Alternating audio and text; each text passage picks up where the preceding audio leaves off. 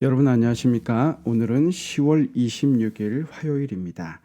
새벽 기도에 오신 여러분들을 진심으로 환영합니다. 저는 테네시 낙스빌 교회를 섬기는 문진선입니다. 이제 기도하고 새벽 기도회를 시작하도록 하겠습니다. 사랑의 아버지 하나님, 오늘 하루를 또 열어주시고 언제나 떠오르는 태양처럼 언제나 저희를 하나하나 사랑하신다고 하시고 함께하여 주시니 주님 감사드립니다. 코로나로 복잡했던 올해도 어느새 가을이 되어 몇 달 남지 않았습니다. 우리의 삶도 시작이 있으면 마무리가 있다는 걸 기억하게 하시고 남은 올 한 해도 잘 마무리할 수 있도록 주님 도와주시옵소서. 예수님 이름으로 간절히 기도합니다. 아멘. 여러분 오늘은 셋째 날 너희도 애굽 땅에서 나그네 되었음이니라 라는 제목으로 함께 은혜를 나누는 시간을 갖도록 하겠습니다. 신명기 10장 19절 말씀에 너희는 나그네를 사랑하라. 전에 너희도 애굽 땅에서 나그네 되었음이니라 라고 말씀하고 계십니다. 이 말씀이 고대 이스라엘 백성에게 어떤 의미로 다가왔을까요? 또 지금 이 시대를 살아가는 우리에게 무엇을 이야기하고 있습니까? 수세기 전 하나님께서는 아브라함에게 말씀하셨습니다. 너는 반드시 알라. 내 자손이 이방에서 객이 되어 그들을 섬기겠고 그들은 400년 동안 내 자손을 괴롭히리니 창세기 15장 13절 말씀인데요.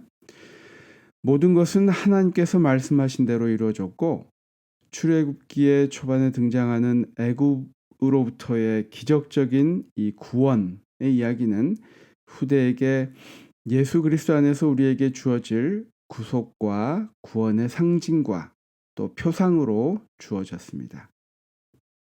우리가 이 성경절에서 하나님께서는 그들이 어디에 있었으며 어떤 신분이었는지를 기억하기를 바라셨습니다. 그들은 다른 땅에서 나그네로 살았던 자들이었습니다.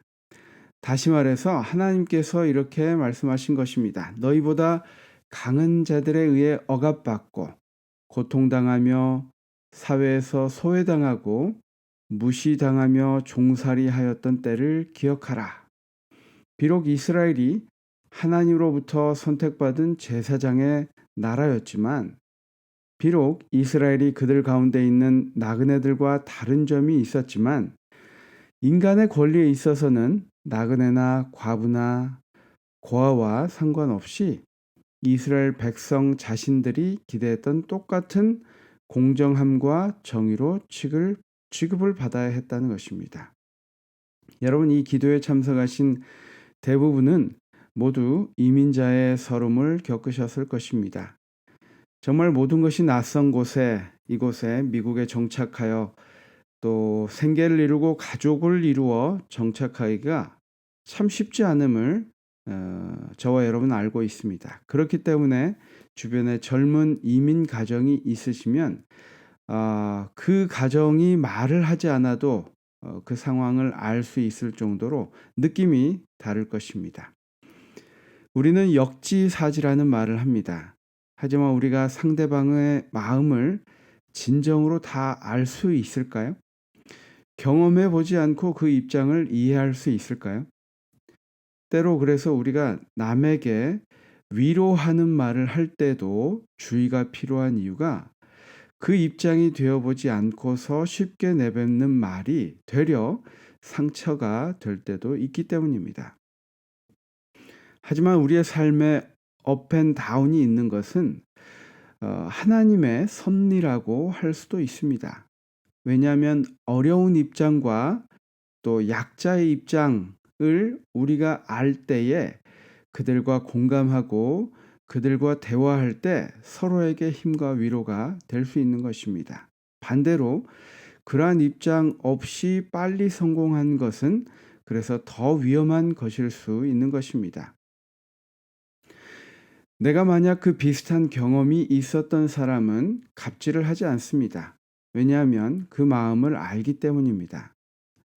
호텔에서 오래 일하셨던 한 분은 본인이 호텔을 이용하게 되면 팁을 넉넉히 두고 온다고 합니다. 자신에게 그 팁이 얼마나 도움이 되었고 격려가 되는지 알기 때문입니다. 우리 삶의 낮은 부분에서의 경험은 나중에 우리의 삶을 더 풍족하게 하는 요소이기도 합니다.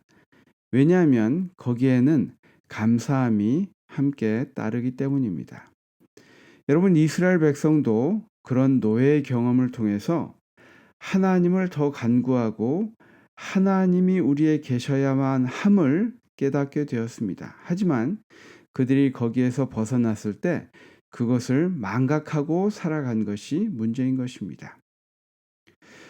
여러분, 우리가 성육신 사건을 어떻게 이해하면 좋을까요? 예수님께서는 그럴 이유도 없고 그걸 알아주지도 않는 우리 인간들을 위해서 십자가에 못 박혀 이 돌아가시게 한 이 인간들을 위하여 그 연약한 육체의 몸을 입으시고 이 땅에 오셨습니다. 그리고 그 모든 걸 직접 겪으시고 보여주신 분이 바로 우리의 구주가 되신다는 것은 얼마나 놀랍고 감사한 일인지 모르는 것입니다. 그래서 예수님이 내가 안다 라고 말씀하실 때 그것이 진심임을 우리는 알 수 있습니다. 왜냐하면 우리의 모든 것을 겪으신 그것이 사랑으로 기인한 것임을 우리가 알 수 있기 때문입니다. 그래서 하나님께서는 이스라엘 백성들이 그들 가운데 있는 연약한 자들을 어떻게 대해야 한다고 계속 구약과 신약에서 말씀하고 계십니다. 우리 신명기에서 계속 그 말씀을 하시는 것처럼 마태복음 7장 12절에 우리가 잘 알고 있는 말씀을 하셨습니다. 그러므로 너희는 무엇이든지 남에게 대접을 받고자 하는 대로 너희도 남을 대접하여라. 이것이 율법과 예언서의 본뜻이다. 우리 새번역 번역인데요. 우리가 이것을 흔히 황금률이라고 이야기합니다. 하나님께서 이스라엘 백성들에게 사회의 약자들을 어떻게 대해야 하는지 가르쳐 주신 내용은 고대 사회의 일반적인 모습과 엄청나게 달랐습니다. 고대 사회에서 사회적 약자들을 대하는 것은 거의 동물에게 대하는 그런 취급을 했다는 것입니다. 어떻게 보면 지금 우리가 사는 사회에서는 당연하고 옳게 받아들여지는 이야기입니다. 이 황금률이요. 하지만 그것이 실천적으로 잘 우리 사회에 적용되지 않을지라도 법적으로 그것이 정해진 것을 보면 고대 사회나 우리 옛날의 한국을 생각해 보아도 이렇게 법적으로 평등함이 보장된 것은 그렇게 오래되지 않았음을 볼 수 있습니다.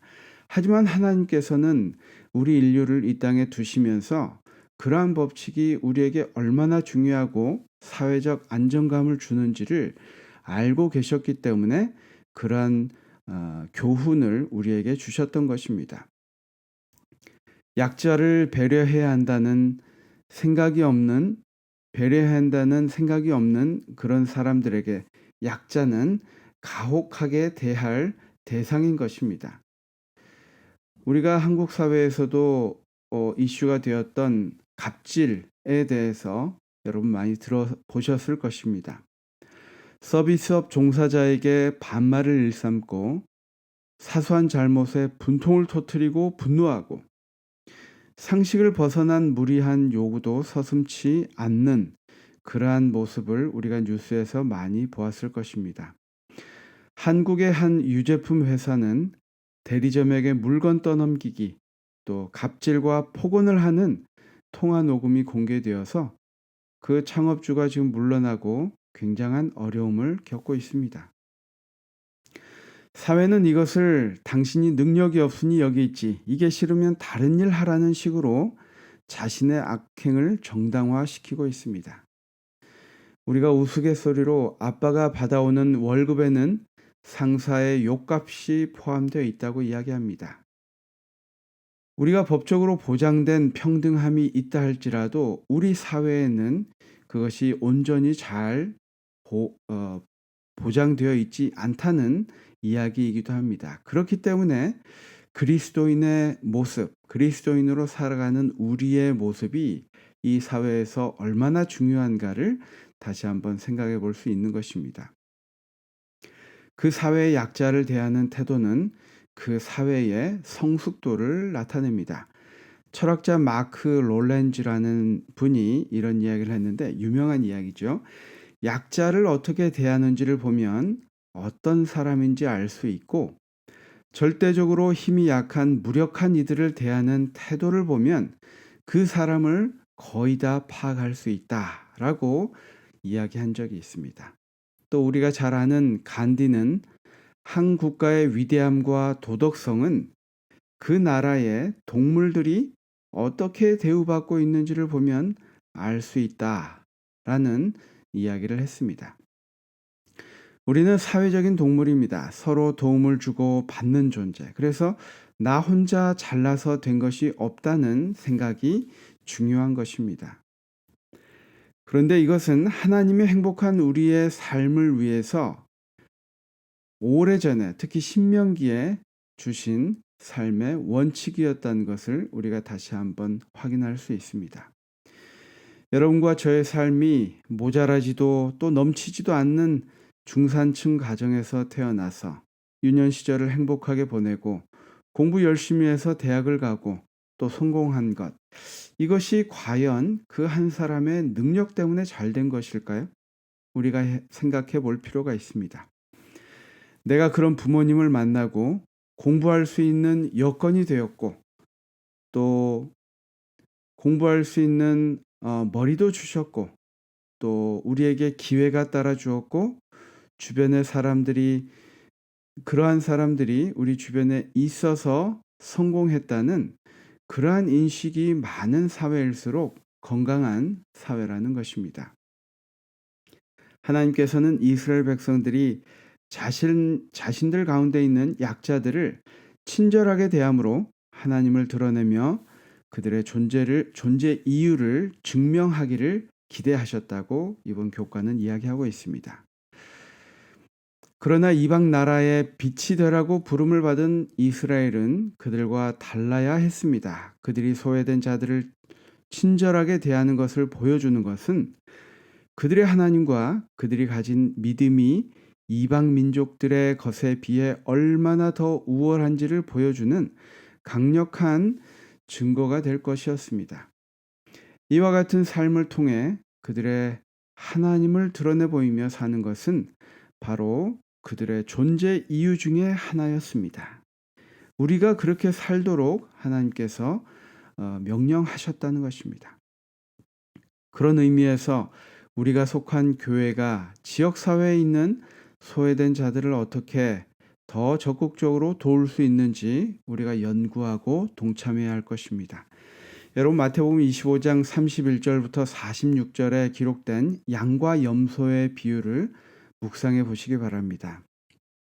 예수님의 재림을 준비하며 살아가는 우리에게 이 비유가 주는 교훈이 무엇입니까? 제가 이 말씀을 세 번역으로 좀 읽어드리겠습니다. 31절입니다. 인자가 모든 천사와 더불어 영광에 둘러싸여 올 때에 그는 자기의 영광의 보좌에 앉을 것이다. 그는 모든 민족을 그의 앞에 불러 모아 목자가 양과 염소를 가르듯이 그들을 갈라서 양은 그의 오른쪽에 염소는 그의 왼쪽에 세울 것이다. 그때 임금은 자기 오른쪽에 있는 사람들에게 말하기를 내 아버지께 복을 받은 사람들아 와서 창세 때부터 너희를 위하여 준비한 이 나라를 차지하여라.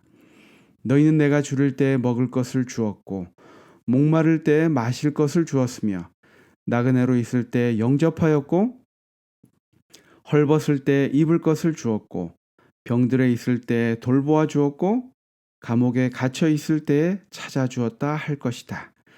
그때 의인들은 그에게 대답하기를 주님 우리가 언제 이런 일을 하였습니까? 라고 이제 이야기를 한다는 것이죠. 그러자 40절에 임금이 그들에게 말하기를 내가 진정으로 너희에게 말한다. 너희가 여기 내 형제 자매 가운데 지극히 보잘것없는 사람 하나에게 한 것이 곧 내게 한 것이다 할 것이다.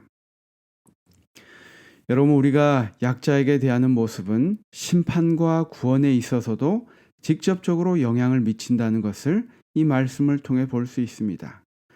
어찌 보면 이웃사랑의 모습은 하나님 사랑을 진정으로 하나님을 사랑하는 그 사람들에게 필연적으로 나타나는 모습임을 이야기하고 있습니다.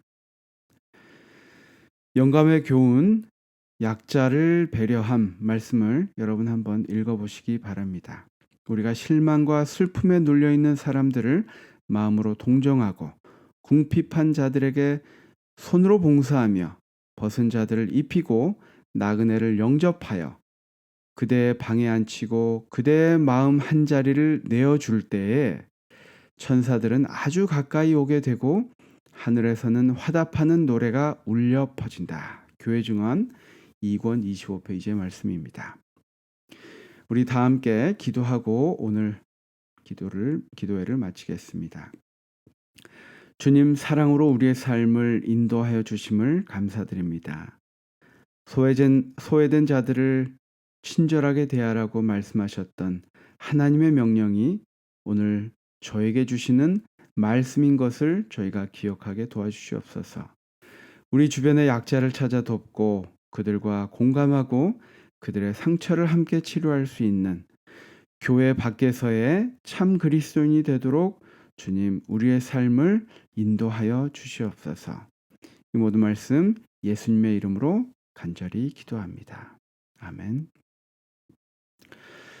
여러분 오늘도 우리의 세상에서 만나는 모든 사람에게 하나님의 흔적을 전하는 저와 여러분이 되시기를 바라면서 기도회를 마치겠습니다. 감사합니다.